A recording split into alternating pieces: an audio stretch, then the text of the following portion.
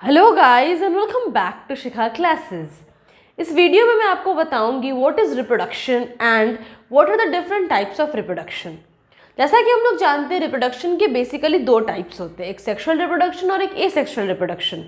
तो उसके बाद मैं डिफाइन जब कर लूँगी उसके बाद मैं सेक्सुअल और एसेक्सुअल रिप्रोडक्शन के बीच का जो डिफरेंस है वो आपको क्लियर करके अच्छे से समझा दूंगी। क्या कि क्लास 10th तक में आपको बहुत कुछ ज़्यादा डिटेल में पढ़ना नहीं है, बेसिक्स पढ़ने हैं। तो इसलिए अगर आप 8 में हो, 7 में हो, 9, 10 किसी भी क्लास में आप हो तो ये वीडियो आपके लिए यूजफुल होगा। बेसिकली रिप्रोडक्शन होता क्या है? Reproduction is the production of new individuals from the existing ones and of the same species.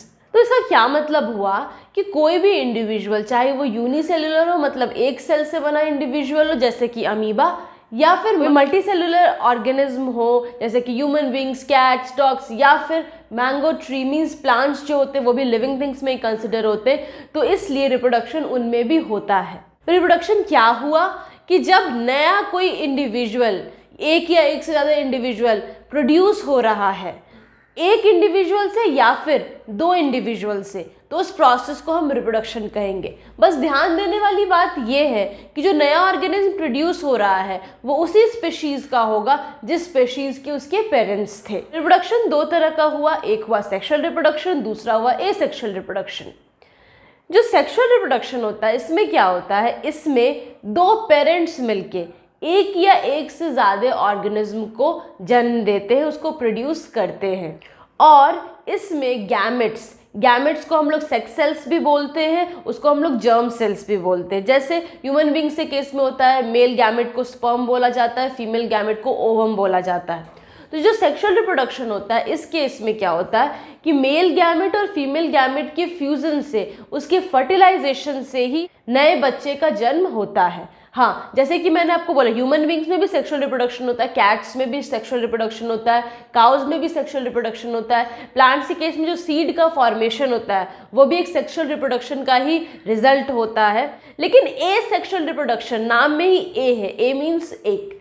तो ए सेक्सुअल रिप्रोडक्शन में जो नया ऑर्गेनिज्म का प्रोडक्शन होता है वो एक सिंगल पेरेंट से होता है, मींस एक ही ऑर्गेनिज्म जो है वो दो ऑर्गेनिज्म में बढ़ जाता है या फिर दो से ज़्यादा ऑर्गेनिज्म में बढ़ जाता है, बट पेरेंट एक ही होता है, एक से ज़्यादा पेरेंट उसमें नहीं होते हैं। प्लस एसेक्सुअल रिप्रोडक्शन में गैमेट्स का फ्यूजन नहीं होता है, इसमें गैमेट्स इन्वॉल्व ही नहीं होते एक्चुअली। चलिए अब डिफरेंस देख लेते हैं। तो डेफिनेशन में ही दो डिफरेंस हमने देख लिया कि सेक्सुअल रिप्रोडक्शन में दो पेरेंट्स इन्वॉल्व होते हैं, एसेक्सुअल रिप्रोडक्शन में एक ही पेरेंट इन्वॉल्व होता है। दूसरा डिफरेंस कि जो गैमेट्स होते हैं यानी सेक्स सेल्स या जर्म सेल्स वो सेक्सुअल रिप्रोडक्शन में मस्ट हैं, कंपलसरी हैं, पर एसेक्सुअल रिप्रोडक्शन में गैमेट्स का कोई काम नहीं है। इनफैक्ट बहुत सारे ऐसे ऑर्गेनिज्म हैं जो एसेक्सुअल रिप्रोडक्शन करते हैं उनमें गैमेट प्रोड्यूस ही नहीं होता। लेकिन हाँ, कुछ इसके एक्सेप्शंस भी, जैसे कि मैंगो है तो मैंगो में सेक्सुअल रिप्रोडक्शन भी हो सकता है, पर एसेक्सुअल रिप्रोडक्शन के कुछ बेनिफिट्स के कारण, जो कि हम लोग आगे के वीडियोज़ में डिस्कस करेंगे, हम मैंगो में एसेक्सुअली भी मैंगो के प्लांट को रिप्रोड्यूस करा सकते हैं।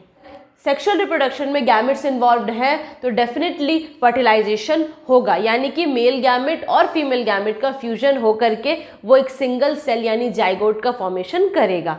लेकिन एसेक्सुअल रिप्रोडक्शन में जब गैमेट्स इन्वॉल्व्ड हो ही नहीं रहे हैं तो फर्टिलाइजेशन भी नहीं होगा। जैसे कि गैमेट्स इसमें यूज हो रहा है तो जाहिर सी बात है कि रिप्रोडक्टिव ऑर्गन्स बहुत स्पेशलाइज्ड और डेवलप्ड रिप्रोडक्टिव ऑर्गन्स के काम होंगे, पर यहाँ पे तो गैमेट्स का इन्वॉल्वमेंट ही नहीं है, यहाँ पे गैमेट्स का कोई काम ही नहीं, फर्टिलाइजेशन हो ही नहीं रहा, जाइगोट फॉर्म कर ही नहीं रहा, तो वेल डेवलप्ड क्या रिप्रोडक्टिव ऑर्गन्स की कुछ खास ज़रूरत ही इसमें नहीं पड़ती है। एसेक्सुअल रिप्रोडक्शन में जो प्रोजेनी होता है, प्रोजेनी मतलब जो नेक्स्ट जनरेशन होता है, वो एकदम आइडेंटिकल होता है अपने पेरेंट्स के जैसा, मतलब एकदम अपने पेरेंट के जैसा ही दिखता है। लेकिन सेक्सुअल रिप्रोडक्शन में ऐसा नहीं होता है। फिर एसेक्सुअल रिप्रोडक्शन में मल्टीप्लिकेशन जो होता है वो बहुत फास्ट होता है, जो नया ऑर्गेनिज्म फॉर्म करता है उसका ग्रोथ बहुत फास्ट होता है। लेकिन सेक्सुअल रिप्रोडक्शन में मल्टीप्लिकेशन थोड़ा स्लो होता है। प्लस एसेक्सुअल रिप्रोडक्शन में usually large number of organisms form करते हैं, लेकिन सेक्सुअल रिप्रोडक्शन में कंपैरेटिव टू एसेक्सुअल रिप्रोडक्शन कम नंबर ऑफ ऑर्गेनिजम्स फॉर्म करते हैं। तो फाइनल पॉइंट हम डिफरेंस में ये देख लेते हैं कि एसेक्सुअल रिप्रोडक्शन किस तरह के ऑर्गेनिज्म में होता है और सेक्सुअल रिप्रोडक्शन किस तरह के ऑर्गेनिज्म में होता है। तो पहले ये समझ लेते हैं कि प्रोकैरियोटिक ऑर्गेनिज्म और यूकैरियोटिक ऑर्गेनिज्म क्या होता है। प्रोकैरियोटिक ऑर्गेनिज्म हम उनको बोलते हैं जिनके न्यूक्लियस के बाहर न्यूक्लियर मेम्ब्रेन नहीं होता, मतलब वेल डिफाइंड न्यूक्लियस नहीं होता उनका, क्योंकि न्यूक्लियस का बाहर से कोई मेम्ब्रेन ही नहीं होगा तो न्यूक्लियस बिल्कुल से साइटोप्लाज्म में घुला रहेगा। तो वैसे ऑर्गेनिज्म को प्रोकैरियोटिक बोलते हैं। और वो ऑर्गेनिज्म जिनके सेल का जो न्यूक्लियस होता है उसका वेल डिफाइंड एक न्यूक्लियर मेम्ब्रेन होता है, एक आउटर मेम्ब्रेन होता है, वैसे ऑर्गेनिज्म को यूकैरियोटिक ऑर्गेनिज्म बोला जाता है। तो asexual reproduction basically prokaryotic organisms में होता है, या फिर कुछ जो बेसिक प्राइमरी यूकैरियोटिक ऑर्गेनिज्म में, सिंपल यूकैरियोटिक ऑर्गेनिजम्स, उनमें भी होता है, और कुछ लोअर क्लास इन्वर्टिब्रेट्स में और कुछ प्लांट्स में भी ये होता है। और सेक्सुअल रिप्रोडक्शन सारे हायर जो मल्टीसेलुलर ऑर्गेनिजम्स होते हैं, जैसे कि ह्यूमन बीइंग्स, एनिमल्स, जो हायर एनिमल्स जैसे कैट्स, डॉग्स, काउज, मीन्स जो मैमल्स हैं आप कह सकते हो, फिर बर्ड्स हैं, उनमें भी होता है सेक्सुअल रिप्रोडक्शन, और उनके साथ साथ जो हायर प्लांट्स होते हैं उनमें भी सेक्सुअल रिप्रोडक्शन होता है। इस सेक्सुअल रिप्रोडक्शन में कुछ खास इवोल्यूशनरी सिग्निफिकेंस नहीं होता क्योंकि वेरिएशन बहुत कम प्रोड्यूस होते हैं, लेकिन सेक्सुअल रिप्रोडक्शन में इवोल्यूशनरी सिग्निफिकेंस होता है क्योंकि वेरिएशन ज़्यादा प्रोड्यूस होते हैं। क्योंकि मैंने आपको बताया कि मेल गैमेट फीमेल गैमेट के जो क्रोमोसोम्स होते हैं वो जब मेल गैमेट और फीमेल गैमेट का फ्यूजन होता है उस वक्त अलग अलग तरीके से कंबाइन कर सकते हैं, और इस वजह से वेरिएशंस के चांसेस सेक्सुअल रिप्रोडक्शन में ज़्यादा होते हैं, जिसके कारण से इसका इवोल्यूशनरी सिग्निफिकेंस होता है, पर एसेक्सुअल का कुछ खास नहीं होता है। सो गाइज, होप आपको रिप्रोडक्शन क्या होता है समझ में आ गया हो, सेक्सुअल और एसेक्सुअल रिप्रोडक्शन के बीच का डिफरेंस समझ में आ गया हो।